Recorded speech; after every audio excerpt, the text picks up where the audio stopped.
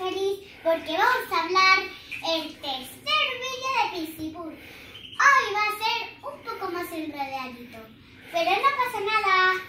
Vamos a comenzar. La primera pregunta es que arreglan todas las piscinas sin vaciar. Las arreglan, hacen de todo. Segunda palabra. ¿Qué hacen? También ponen la pasta.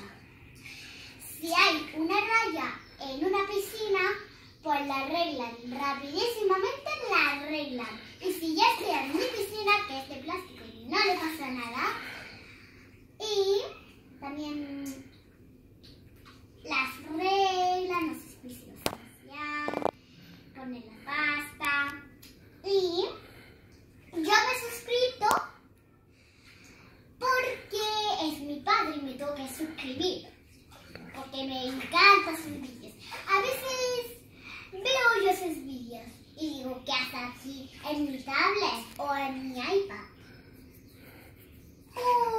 Bueno, chicos, ya tengo que cortar.